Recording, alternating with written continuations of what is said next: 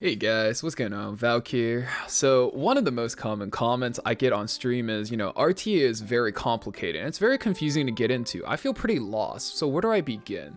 So today I'm going to buckle down and break down the most basic components of an RTA draft, the different types of teams you'll see in RTA, and as well as a little bit of the nuances that goes into each draft and all the characters you could be picking. So with that goal in mind, let's just dive right into it. So beyond just understanding the basic rules of Epic 7, what each character does, one of the most core ideas to understand about RTA is the draft itself.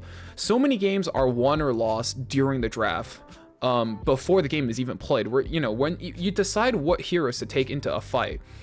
Generally speaking, a lot of high-end games you can automatically tell, unless there's RNG or a little bit of shenanigans afoot, when somebody is in a better or a worse position based on their draft. So when it comes to a draft, the first thing to look at is pre-bans, and I think pre-bans are very simple in concept, but they're one of the most influential factors in a draft, especially in champion rank and above, where there's 2 pre-bans.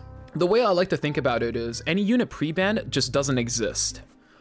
So when I want to play something that relies on a lot of buffs, I would probably ban something like Rimuru with Angel of Light Angelica. When I'm expecting to play mages very aggressively with souls, I pre-ban Bellion.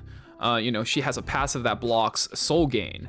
So for reference, my main playstyle follows this rule where I ban Bellion to let myself play Spectre Tenebria. Another thing you can do is, if I'm very bad at adapting to new heroes, right, towards the end of the season, right, a new hero gets released 2 weeks before the end of the season again, what I can always do is I can ban that hero and force a game to roll back by 1 patch. One of the easiest 3 pre-ban rules is ban a hero that you don't own, right? So a lot of people don't own maybe Concrete Lilius, maybe APOC Ravi, maybe Angel of Light, right? Ban something that you don't know how to deal with, that you don't own. Second thing to do is ban a hero that hard counters your playstyle. So as I said earlier, right, one of the things I like to do is ban Bellion so I can play a lot of mages and AoE heroes aggressively.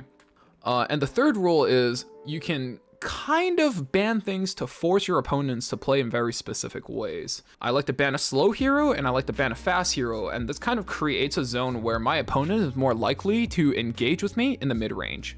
So after pre-bans comes the meat of the RTA draft, the actual draft itself. While it's possible to just, draft 5 damage dealers and just run down your opponent, right? Which is a legit playstyle, by the way. It's generally better to just draft with synergies in mind and units that work with each other, right? So for example, if you draft DPS, right, just to try to run me down, I can draft 1 support and 1 DPS that's slower than all of your DPS, have the support CR boost my 1 DPS, and suddenly I have the upper hand. So always draft with synergies in mind. These synergies form many genres of the RTA draft, each with its own unique strengths and weaknesses, right?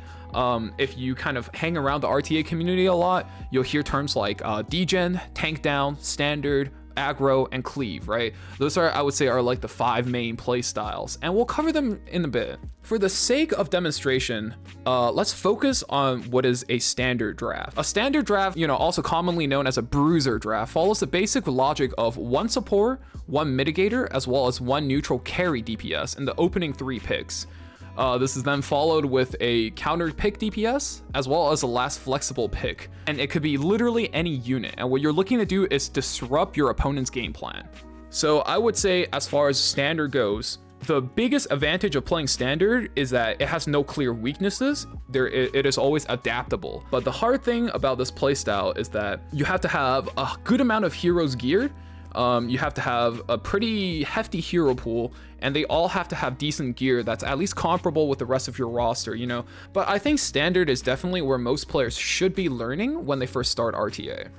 When I say a neutral carry in this draft, right, this is referring to a flexible, stealthy DPS or a bruiser that can be played in any type of team, preferably being elemental neutral, but it doesn't really have to be. Examples of these types of hero right now are Landy, Spectre Tenebria, Apocalypse Ravi, Hua-Young, Rimuru. Most of these units you'll see in the meta. These units have strong kill potential, and most of these units, they can have good amount of synergy with many other units. Usually they're a knight, but a mitigator is a unit that once they're on the map, right, they only exist to serve one purpose, and that's to keep your other units alive.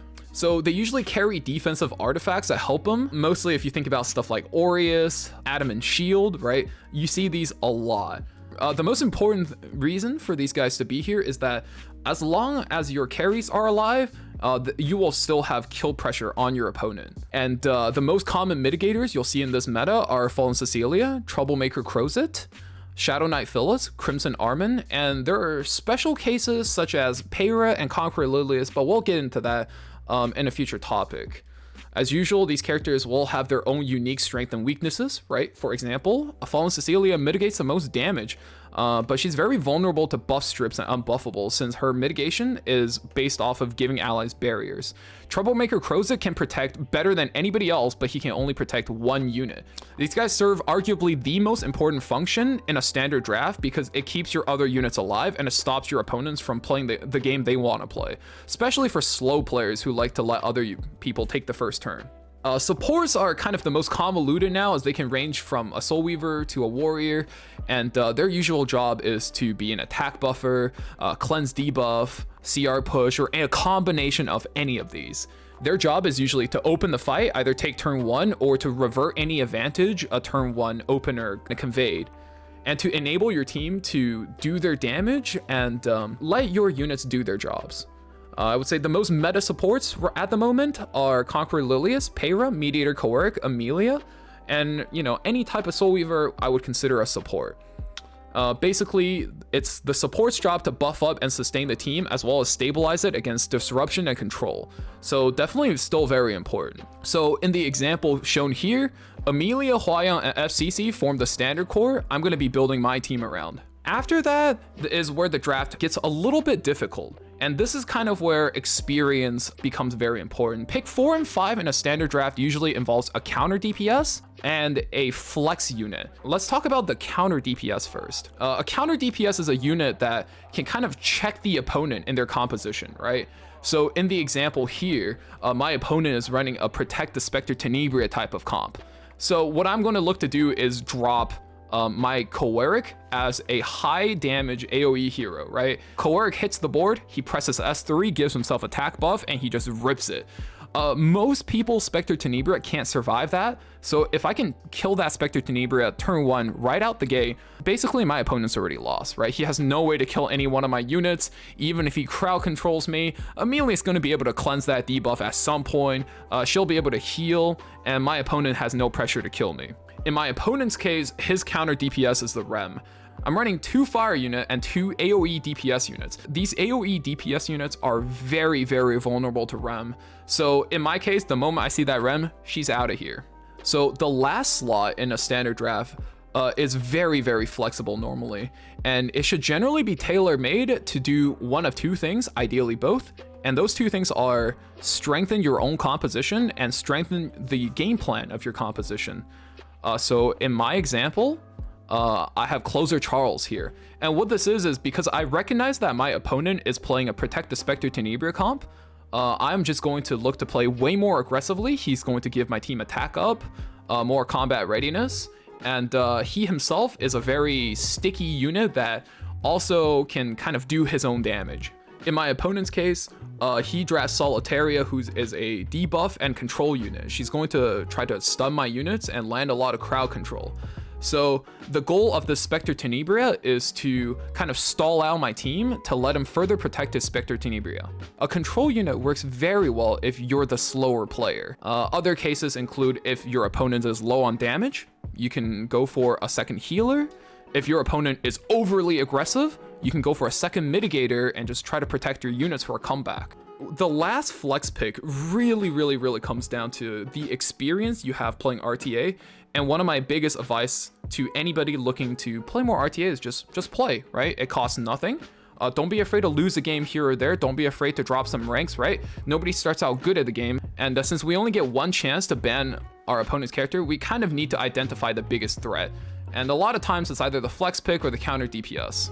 In the end, the draft is going to come down to whoever has the stronger or more advantageous win condition, right? So for this draft, my opponent wasn't able to hold back the aggression, and my units were able to punch through his defenses and kill the Spectre Tenebria in the end.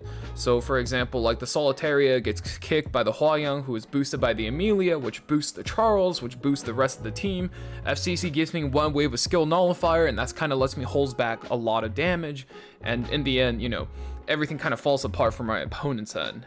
It's definitely who has more cohesion to their game plan and has a game plan that can kind of counter their opponents. And that's kind of what standard comes down to. And I think for most players, and especially new players, I definitely recommend playing this style of draft and playing standard to climb RTA, especially if you're trying to just pick up the game to a slightly more competitive side. And especially once you get enough experience, you can kind of adapt some of the core picks and play, you know, different styles spinning off from this play style. As for what that would look like, this is kind of a very basic chart that my artist has rendered up. Now this will kind of define most of the common play styles, separated by their most defining stat, which is their speed. Do keep in mind the chart is just kind of like a basic visual guide, and it works a little bit, especially at higher ranks, right? Works a little bit differently, and it definitely ignores a lot of the intricacies and nuances of each playstyle. But you know, if you're somebody who's kind of getting into this competitive E7 world, especially for RTA, it's very complicated. This type of thing will just immediately, boom, you see a player playing very fast, probably a cleaver or combo player. You know, you see somebody who kind of kills 2 units and they grind out an end game, right? That's an aggro player. I think standard is definitely where most people should be starting. Sits right about the middle. You don't need to have any extreme stats, right? It does require you to build a good amount of units, right? But definitely the best to kind of learn how RTA works. As for aggro, right, that's my main playstyle. It requires a lot of like mid-range speed and high damage gear. And what it does is it uses high value units like Operator Sigrid, Huayang, right, Spectre Tenebria to kind of create a very advantageous end game where you can grind out a lot of these fights with an advantage. Cleave is the premier speed reliant playstyle. You can play the style with like 8 heroes if you have the right heroes built and you know how to draft around them. But do keep in mind, this is the most gear intensive playstyle, since if you basically get outsped, you lose. So that would be a good style for people who like very fast games. Tank down kind of focuses on safety and not letting your opponent play the game, and they generally open their draft with like 1 mitigator plus 2 supports, and they leave their carries last to always create a situation where both their DPS units will be counter DPS.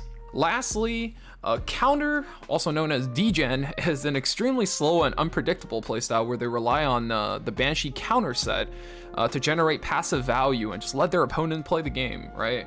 I think the thing they say is, you play on your turn, I play on your turn too.